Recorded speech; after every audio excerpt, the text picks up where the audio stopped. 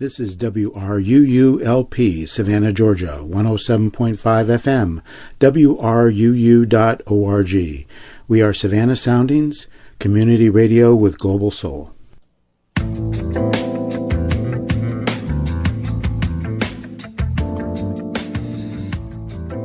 You are listening to One Human Nation with your host, Sandy Batiste.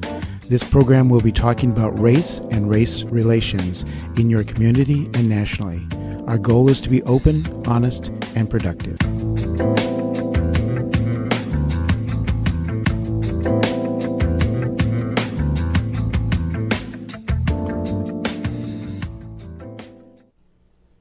Welcome to the One Human Nation Show. I'm your host, Sandy Batiste, and thanks for listening in.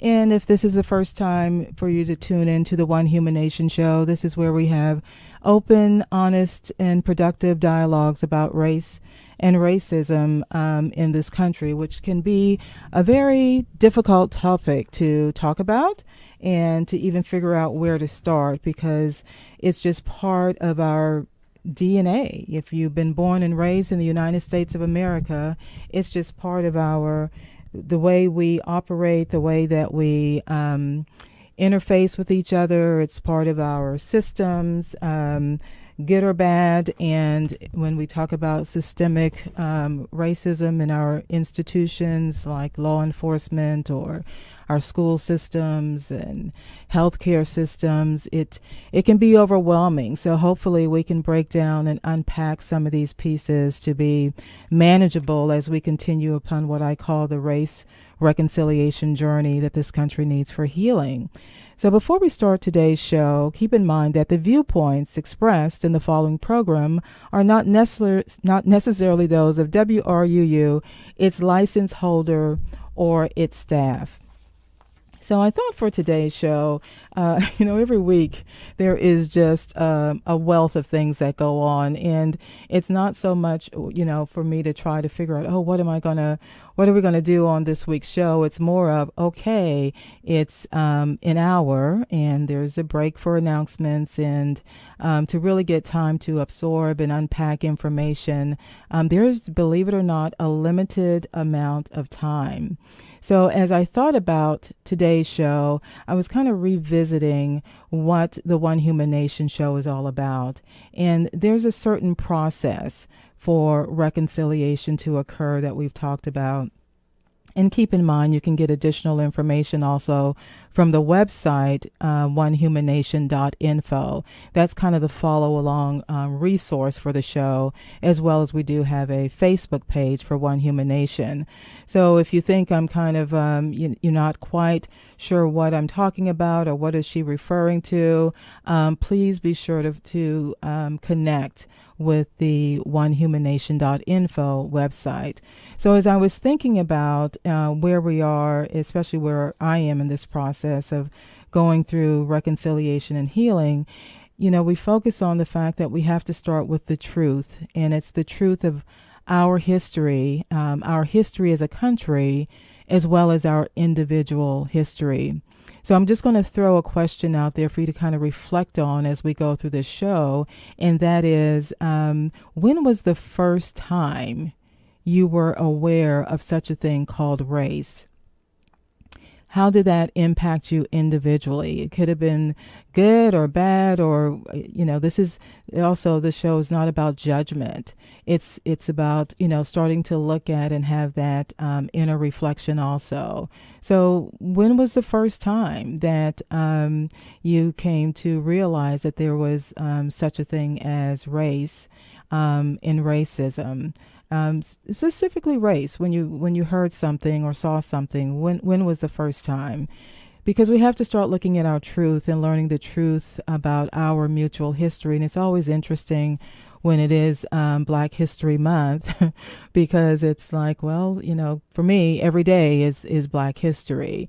So it's good that we have this time to learn more information, but to me, it's an ongoing journey of learning our history, and not only for Black history, but Native American history and Latino history, and it's our history. It's not a history of only one people. We are one human race. We're one human species. We're all connected. And so as we go through the process of truth, recognizing that there's some healing that needs to happen with that truth. That was a hard thing for me to realize when I first started on this race reconciliation journey in 2014, because my response was, hey, I'm fine. I've been a black person in, the United States of America for a number of years. I mean, I don't have a problem.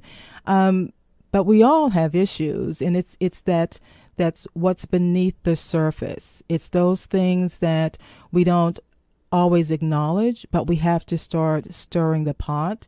We have to be aware. We have to be intentional.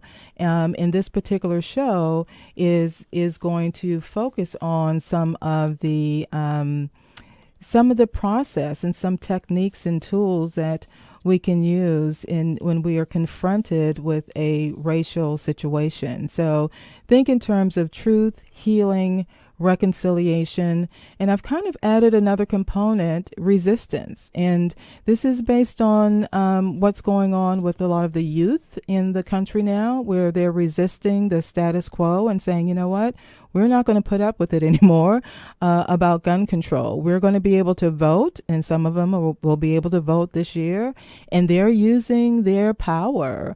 And they're not just sitting on the sidelines. So we have to continue to be resistant. And I know it can seem daunting and exhausting, and we all get fatigued, but we have to keep ourselves rest and rejuvenated and surrounded by people that are all on the same journey. They may not be at the same place.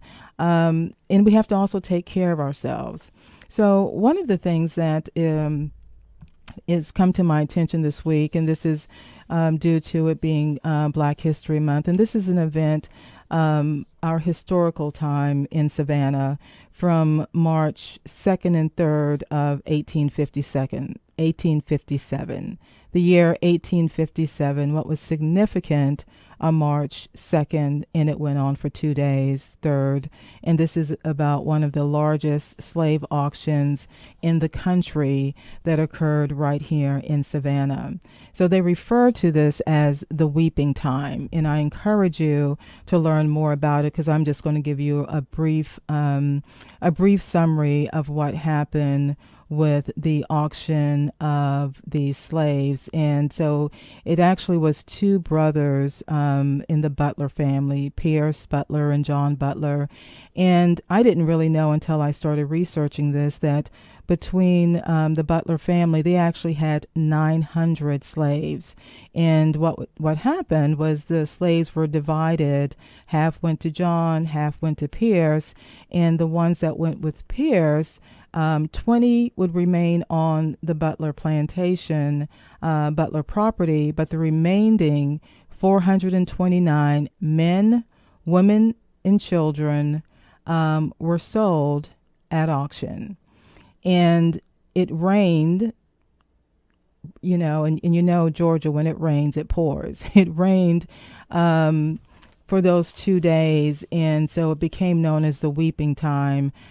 Just because of the impact that this was having on families, and the impact and the ripple in time. And I think if we don't look at our history, we really cannot go through a healing process. And for reconciliation to occur, we have to heal. And when we don't even acknowledge that there's any reason for reconciliation, we will continuously have things come up that are horrific in our communities, in our state, in our nation.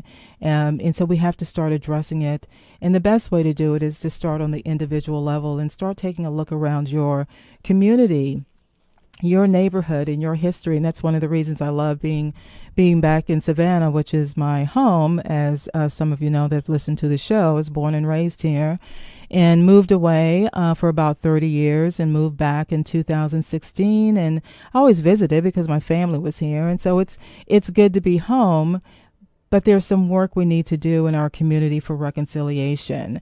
So I do focus on some of the local issues. I encourage you to to check out some of the events that will be happening around the weeping time. If we have time at the end of the show, I'll try to announce some of those events. I know 2 of them are happening tomorrow. And then another one is later on in the month. But I'm sure you can also Google Weeping Time events in Savannah, and it will come up. But I'll try to get back to it by the end of the show to make those announcements for those that may be interested in that. So when we talk about our history as a nation, we can't avoid the impact that slavery has had on this healing process, or what we need to go through for a healing process. So as we move forward with this show today, I wanted to share something really positive that I came across, because you can get inundated with all of the negative that you hear about law enforcement, and you all know that I've said before, and I'll say it again, it's to me one of the most, it would be one of the hardest careers to be in law enforcement. Can't think of anything more stressful than to be a police officer or sheriff or any part of the law enforcement. And so when I find something that's positive, I'm thinking, wow, this is pretty cool. And it's something that I found that actually is from a local police officer. I say local, I claim it. He's actually from Garden City, which is, as far as I'm concerned, as close to Savannah as you can get. And this particular officer, he's talking about an experience that he had that was his breakdown moment of understanding what this spark is that we all have in common as human beings. And I've had to condense it a little bit because, for the sake of time, but he talks about, he was getting off of working a 16-hour shift, and he was very tired, ready to go home and get some sleep. And on the way going home, he was behind a car that was weaving back and forth. And, it's like, okay, well, what at this point, what is looking like being able to go home and, relax is turning into a whole nother direction that his morning is going to be taking. And so we're going to pick up from the point where he's made this discovery that instead of this person being a drunk driver, he realized it's a person that's texting while they drive. And so he's kind of relieved, because he's thinking, okay, well, I'm just going to have to talk with this person. It's not where I have to really go through the whole booking process and get someone off the street because they are a hazard to safety in the community.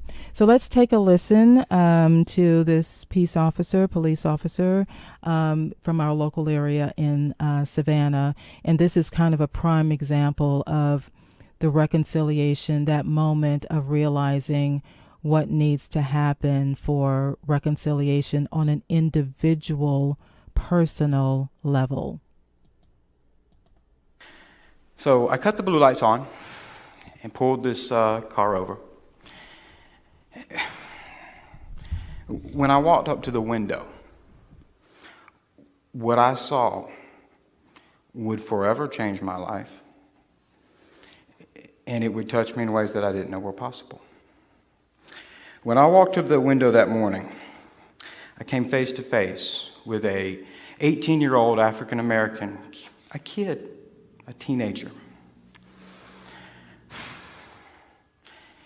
He looked at me, and he was terrified. He looked at me not because he was nervous because he got pulled over. I've been nervous. I get pulled over. He was scared. He was scared for his life. It really hit me hard at that moment. At that moment, I was no longer a police officer. See, this is just the outer shell of what I do, but that's not who I am. Who I am is a father, a husband, a human being, just like that young man.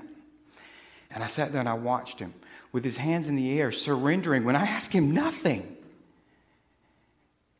And he said, "What do you want me to do, officer?" And it hurt me, what I was seeing. And I said, "I don't want you to get hurt." Because I wasn't a police officer that moment. I was looking into his big brown eyes that looked just like my 5-year-old son's. I said, "I don't want you to get hurt." And he said to me, "You want me to get out of the car, officer?" And that's when I realized he thought I said, "I don't want to have to hurt you." I got in this job to be a good guy. That hurt me. And so what I replied to him that morning, I looked at him and I said, "No, I don't want you to get hurt. I don't want you to text and drive. I don't want you to get in a car accident. I want your mom to watch her baby boy grow up and be somebody. I want you to do something in life. I just don't want you to get hurt." And that's the first time he relaxed. That's the first time he relaxed and calmed down. And after that, there was no more police action for me. I'd done enough. And we parted ways that morning. It bothered me. Remember, I said I worked 16 hours. It would be hours until I could fall asleep that morning. Therapeutically, I posted that encounter on Facebook because it needed to get out there. It needed to be said, and I needed to say, I don't care who you want to blame. This is not good. I went to sleep. I woke up 6 or 8 hours later and discovered it had been shared 20,000 times. I didn't know you could max out friend requests, all these types of things.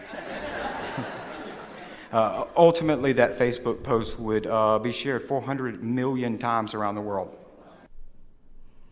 So if you just tuned in, you're listening to the One Human Nation show, and we're listening to a clip from a police officer that's talking about an experience that he had to kind of give him a wake-up moment. And, he jokingly said, I get nervous when I get stopped also. Well, he's a white male, and it's a little bit different. I think everyone has a little adrenaline rush, but it's a little different for black males and even black females when they get stopped because of the historical data. And it doesn't help when everything now, it's good and bad. I mean, it's there in front of your face, everything that's happening, where the person that's on the law enforcement side is not necessarily a good person with a good heart. He doesn't see the person. And I think that's what struck me by this particular story that's being told, is that this particular police officer, and he's a veteran on the Garden City Force, after working a 16-hour shift, he still was,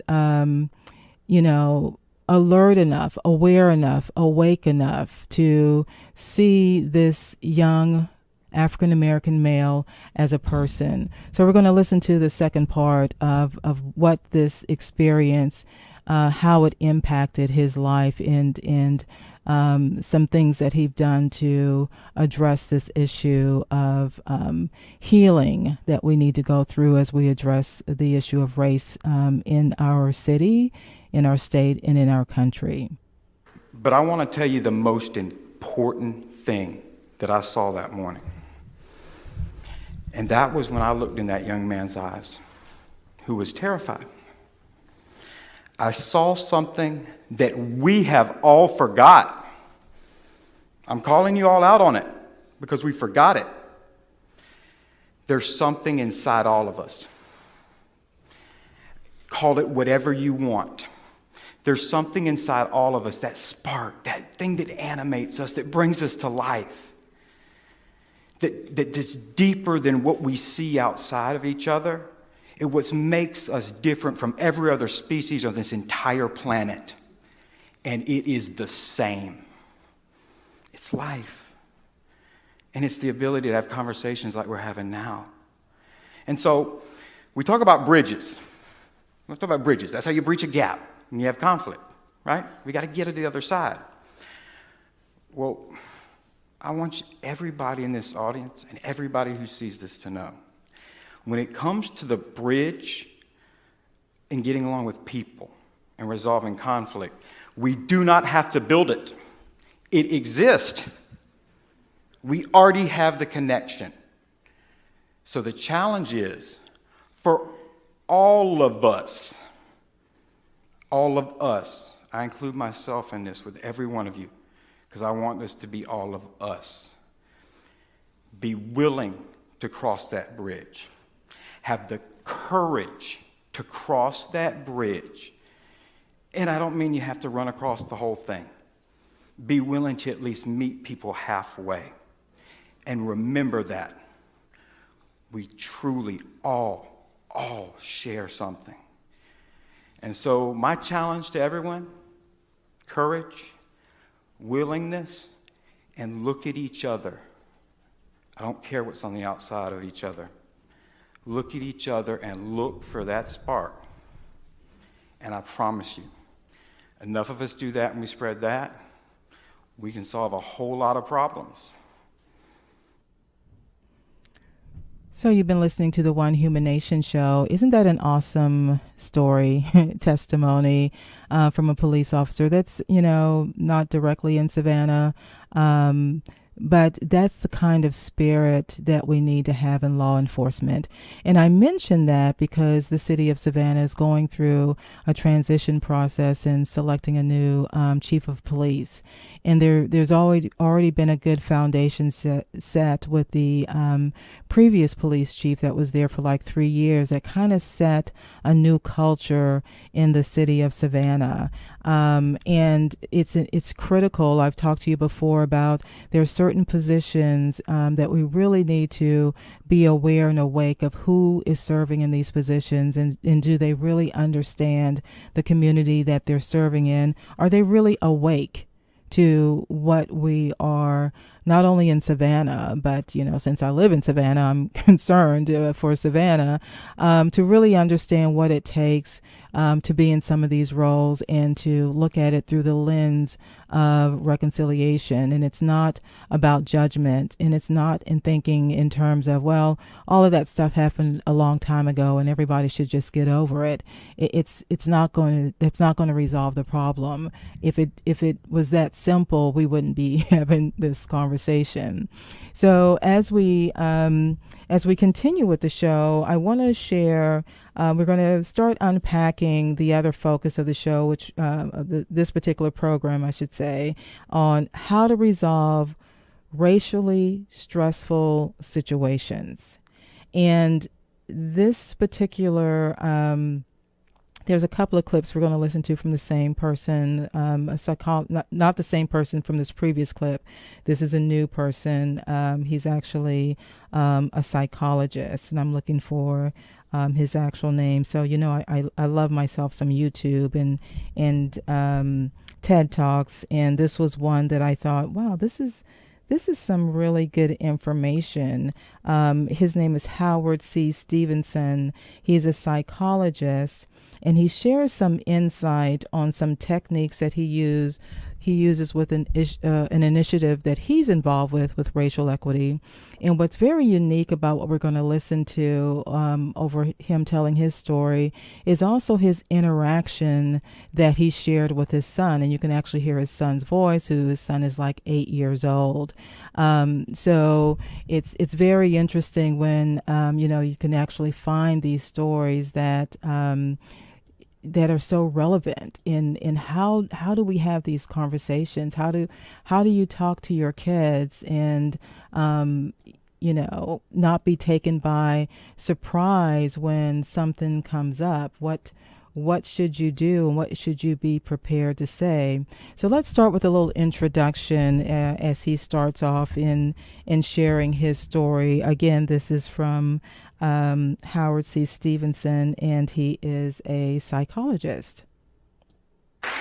There's an African proverb that goes, "The lion's story will never be known as long as the hunter is the one to tell it."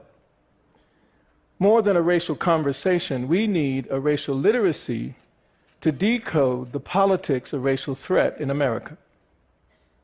Key to this literacy is a forgotten truth, that the more that we understand that our cultural differences represent the power to heal the centuries of racial discrimination, dehumanization, and illness. Both of my parents were African American. My father was born in southern Delaware, my mother in North Philadelphia, and these two places are as different from each other as East is from West, as New York City is from Montgomery, Alabama. My father's way of dealing with racial conflict was to have my brother Brian, my sister Christy, and I in church would seem like 24 hours a day, 7 days a week. If anybody bothered us because of the color of our skin, he believed that you should pray for them, knowing that God would get them back in the end. You could say that his racial coping approach was spiritual, for later on, one day, like Martin Luther King. My mother's coping approach was a little different. She was, you could say, more relational. Right now, like in your face, right now. More like Malcolm X. She was raised from neighborhoods in which there was racial violence and segregation, where she was chased out of neighborhoods and she exacted violence to chase others out of hers. When she came to southern Delaware, she thought she had come to a foreign country. She didn't understand anybody, particularly the few black and brown folks who were physically deferential and verbally deferential in the presence of whites. Not my mother. When she wanted to go somewhere, she walked. She didn't care what you thought, and she pissed a lot of people off with her cultural style. Before we get into the supermarket, she would give us the talk. Don't ask for nothing, don't touch nothing.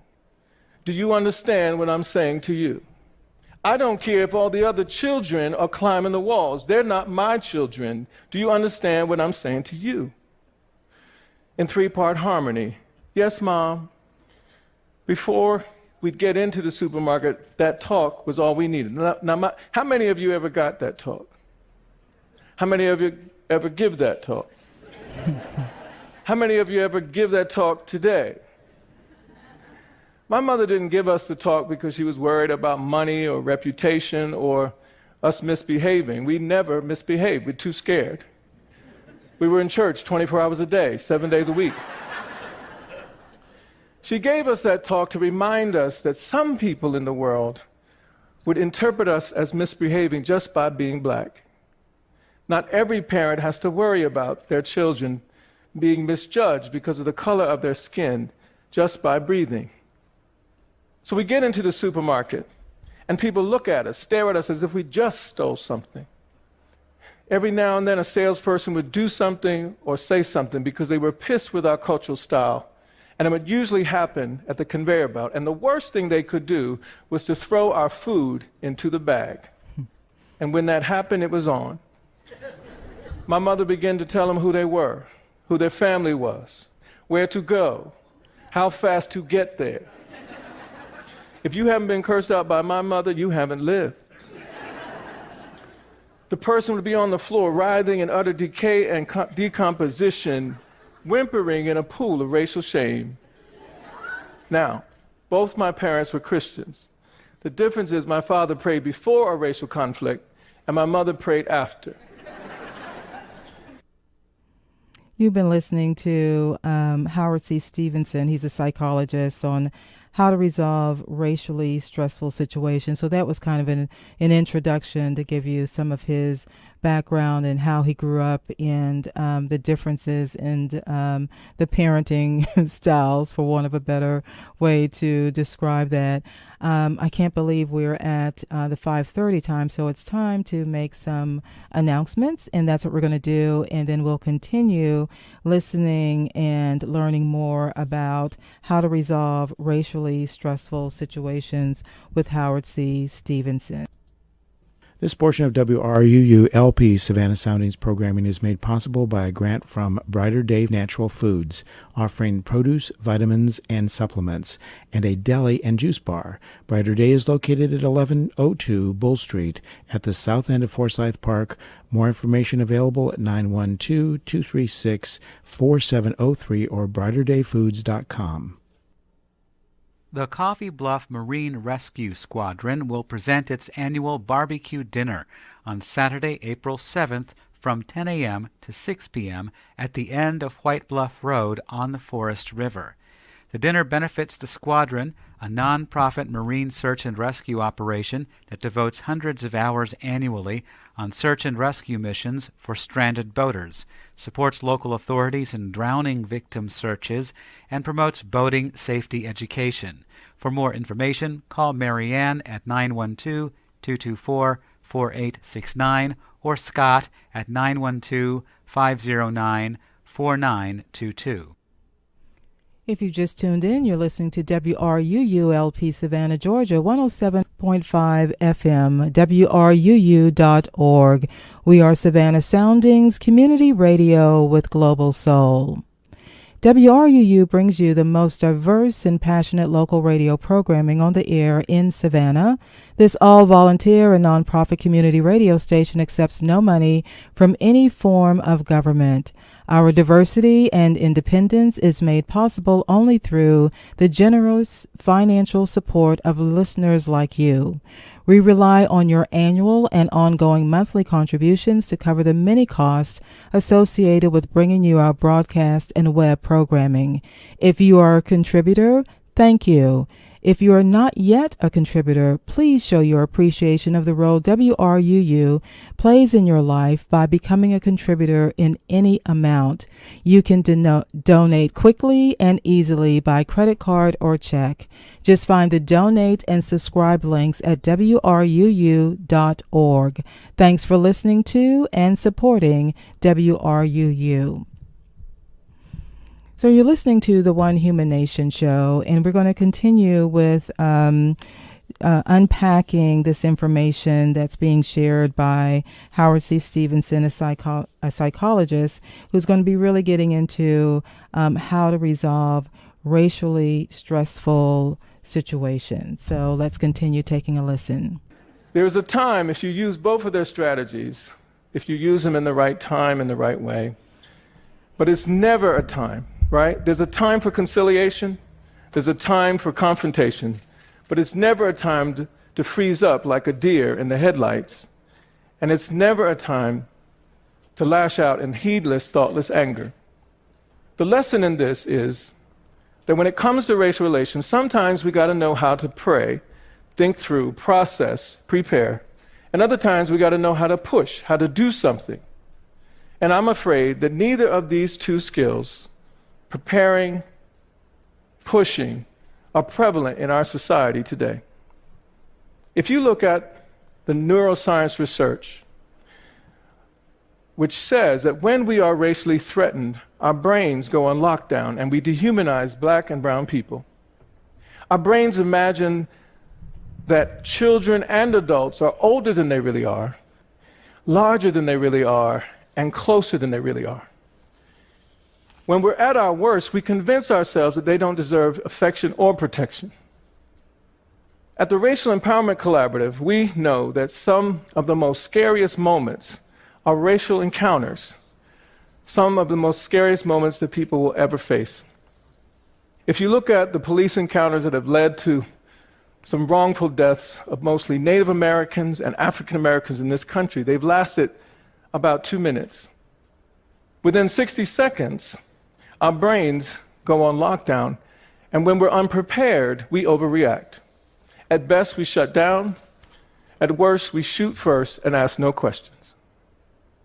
Imagine if we could reduce the intensity of threat within those 60 seconds and keep our brains from going on lockdown. Imagine how many children would get to come home from school or 7-Eleven without getting expelled or shot. Imagine how many mothers and fathers wouldn't have to cry. Racial socialization can help young people negotiate 60-second encounters, but it's going to take more than a chat. It requires a racial literacy. Now, how do parents have these conversations, and what is a racial literacy? Thank you for asking. A racial literacy involves the ability to read, recast, and resolve a racially stressful encounter. Reading involves recognizing when a racial moment happens and noticing our stress reactions to it. Recasting involves taking mindfulness and reducing my tsunami interpretation of this moment and reducing it to a mountain climbing experience, one that is from an impossible situation to one that is much more doable and challenging. Resolving a racially stressful encounter involves being able to make a healthy decision that is not an underreaction where I pretend that didn't bother me, or an overreaction where I exaggerate the moment. Now, we can teach parents and children how to read, recast, and resolve using a mindfulness strategy we call calculate, locate, communicate, breathe, and exhale. Stay with me. Calculate asks, what feeling am I having right now, and how intense is it on a scale of 1 to 10? Locate asks, where in my body do I feel it, and be specific. Like the Native American girl at a Chicago 5th grade school said to me, I feel I'm angry at a 9 because I'm the only Native American. And I can feel it in my stomach, like a bunch of butterflies are fighting with each other, so much so that they fly up into my throat and choke me. The more detailed you can be, the easier it is to reduce that spot. Communicate asks, what self-talk and what images are coming in my mind? And if you really want help, try breathing in and exhaling slowly. Now, with the help of my many colleagues at the Racial Empowerment Collaborative, we use, in the moment, stress reduction in several research and therapy projects. So if you just tuned in, you're listening to the One Human Nation show. So we're unpacking, what can we do if we are in a racially stressful situation? Dr. Stevenson, he's sharing, how we can go through this process that the organization that he's associated with uses, which he breaks down into calculate, locate, communicate, and then really breathe and exhale, which, typically when we're in a stressful situation, one of the first things we do is to stop breathing. So, calculate, what are you feeling at that particular point in time? What kind of images is it bringing to mind? Locate, where are you feeling it? And I think this contributes to a lot of the health issues that we have. Is like, where are you feeling it? Where is it creating that tension within your body? Communicate, what kind of self-talk is coming up in your mind, and what images are coming in your mind, and then to breathe and exhale. Now, when I first heard this, my first thoughts were, well, that's kind of a little intense process when something's happened that's probably sent you kind of into another orbit quickly. And one of the things, as we continue to listen to his clip, is how do we get ourselves in this particular mindset? So he's going to talk about how to get yourself prepared for this type of approach and for using this type of technique. Now, racially literate conversations with our children can be healing, but it takes practice. And I know some of you are saying, practice? Practice? We're talking about practice? Yes, we are talking about practice. I have 2 sons. My oldest, Brian, is 26, and my youngest, Julian, is 12. And we do not have time to talk about how that happened. But when I think of them, they are still babies to me, and I worry every day that the world will misjudge them. In August of 2013, Julian, who was 8 at the time, and I were folding laundry, which in and of itself is such a rare occurrence. I should have known something strange was going to happen. On the TV were Trayvon Martin's parents, and they were crying because of the acquittal of George Zimmerman. And Julian was glued to the TV.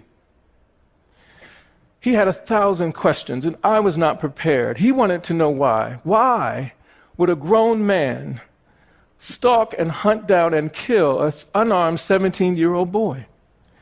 And I did not know what to say. The best thing that could come out of my mouth was, Julian, sometimes in this world there are people who look down on black and brown people and do not treat them, and children too, do not treat them as human.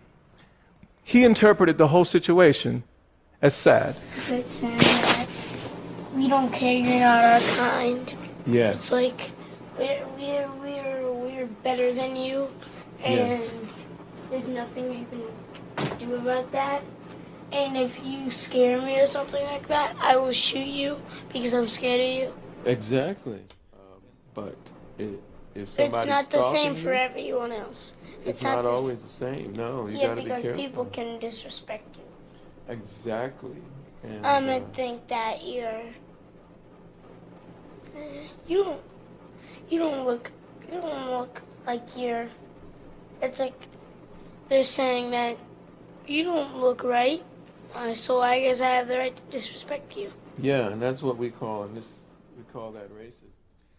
And we call that racism, Julie. And yes, some people, other people can wear a hoodie and nothing happens to them, but you and Trayvon might.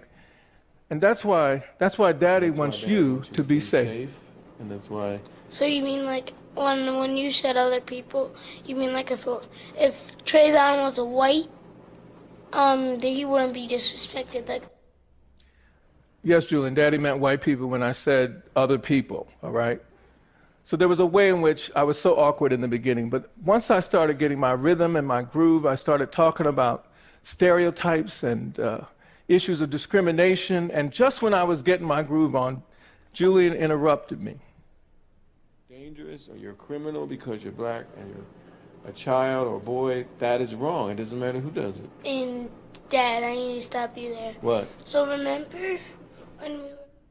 So he interrupts me to tell me a story about when he was racially threatened at a swimming pool with a friend by two grown white men, which his mother confirmed.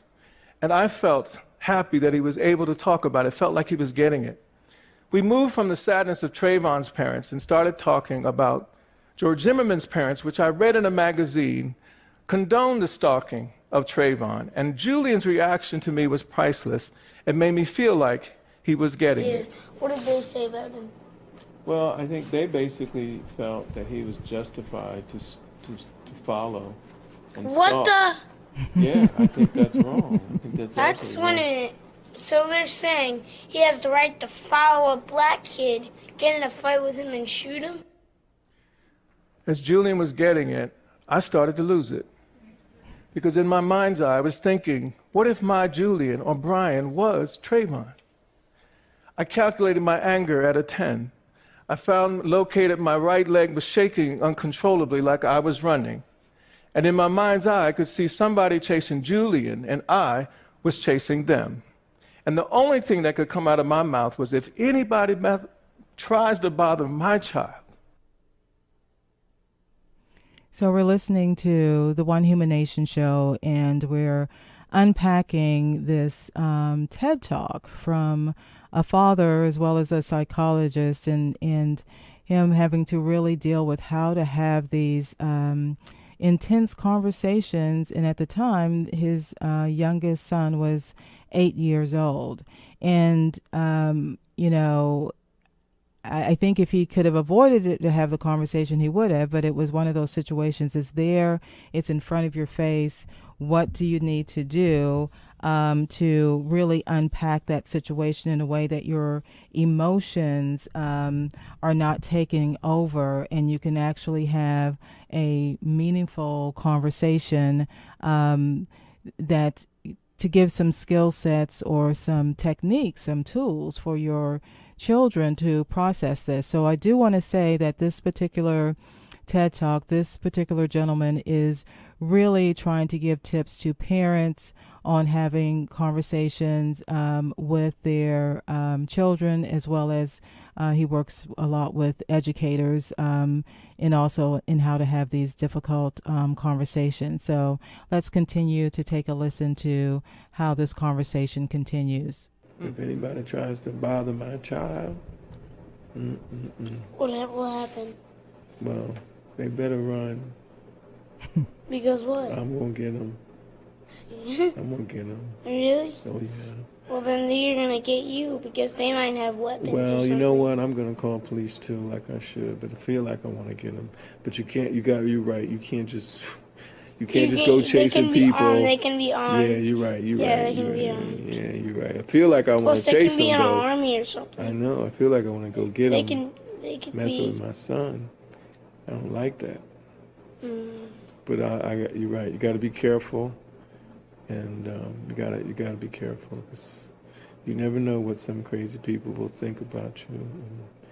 So, just as long as you believe you're beautiful, like Daddy believes you're beautiful, and handsome, and Mommy believes you're beautiful, and handsome, and smart, and you deserve to be on this planet just as happy and beautiful and smart as you want to be. You could do anything you want, baby. Racial socialization is not just what parents teach their children, it's also how children respond to what their parents teach. Is my child prepared? Can they recognize when a racial elephant shows up in a room? Can they reduce their tsunami interpretation down to a mountain climbing adventure that they can engage and not run away?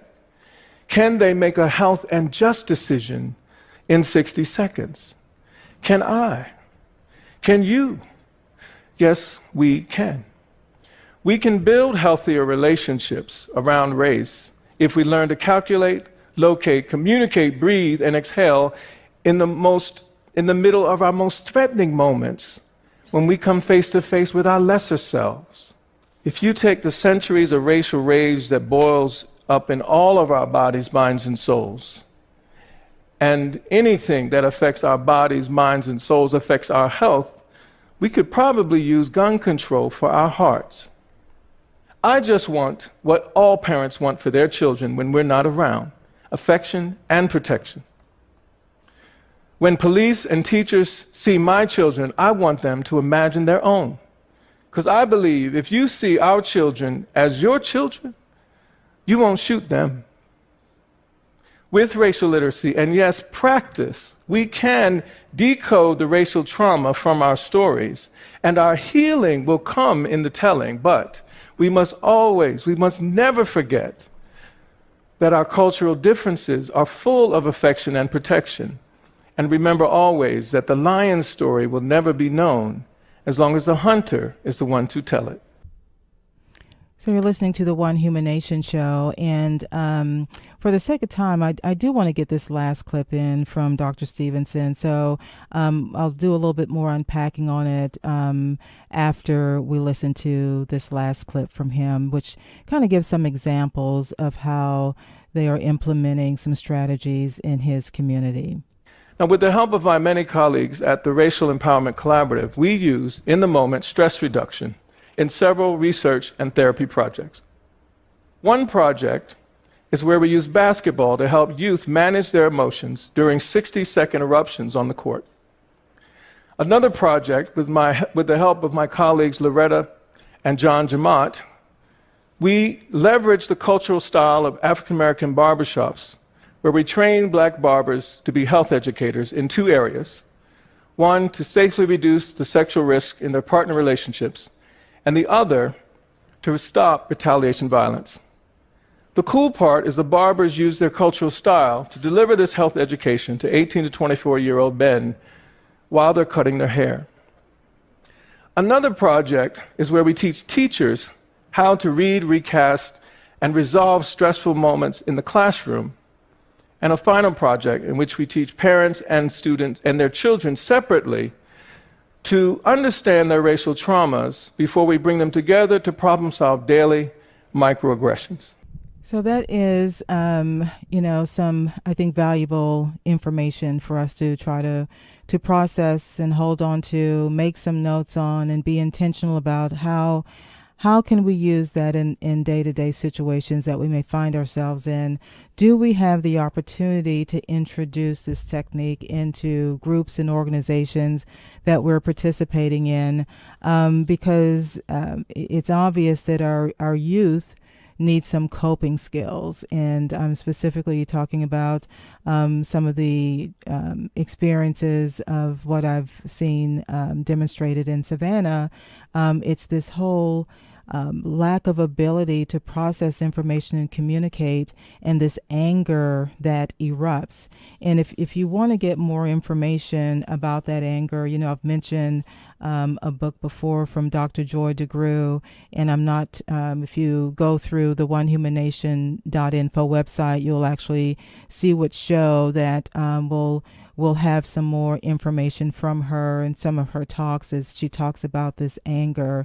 And I think one of the hardest thing would be for a parent to really acknowledge that, we have to be prepared to have this conversation, and our teachers prepared when something happens in their class, because I just saw something recently that says that there is still a problem with how third grade, and this was specific to, it said third grade boys are still being discriminated against in our education system. And there was a study previously that kind of talked about this school to prison pipeline, and they targeted the third grade reading level. That's how they predict how many prisons to build. And so it was kind of disheartening to see that there's still this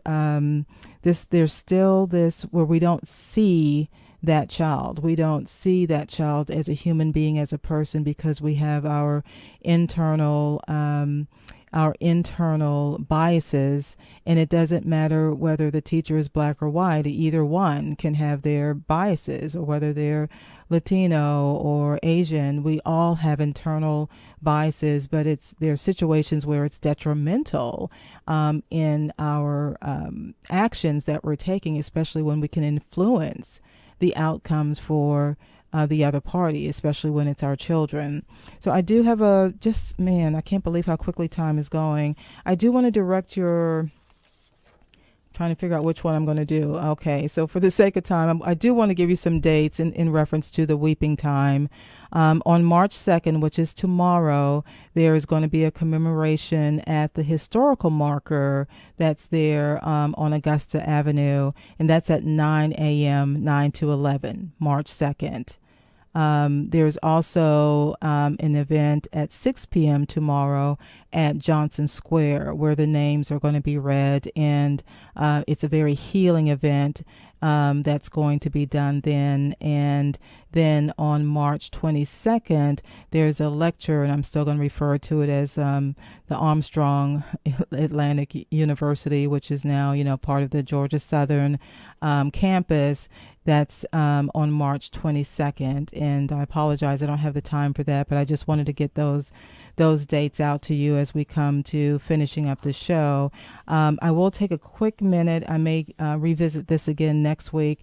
In the meantime, you can kind of do a little research on your own. I've mentioned one of the systems we need to look at is being really aware of what's going on with the school board. And recently, in the Savannah Morning News, it was published that this was the February 23rd issue, that the school board has been described as being dysfunctional, and that there was an actual review by the advanced education system that gave several system priorities that the Savannah Chatham County schools needed to follow in order for them not to be at risk in losing their accreditation. And it wasn't anything to do with the performance of the schools. It was the performance of the board members. The performance of the board members and how they were interacting with the superintendent. So we're not going to have time for today's show to really get into that, so I will tuck it away in my notes for next week. But if you get an opportunity, this is another prime example of, there are school board elections that are going to be coming up. Do you know who the candidates are, and are you aware of the issues that need to be addressed, because they will be reviewed again in October, and so there needs to be some improvement, and there's some specific priorities of things that need to be in place, and those are the questions that need to be asked of the school board members that plan on running for election. So I just wanted to share that with you as we continue to engage in our neighborhoods on a local level, as well as what happens at the state and national level, but you definitely can have an impact at the local level. So as we wrap up today's show, remember that the viewpoints expressed in the preceding program were not necessarily those of WRUU, its license holder, or its staff. So again, I encourage you to pick up on the podcast and continue on your reconciliation journey of learning and looking at the truth and our history and going through your healing process as we continue on this journey. Thank you for listening, and take care of yourself until next week. Up next is Sound Limit with Troy Stoner.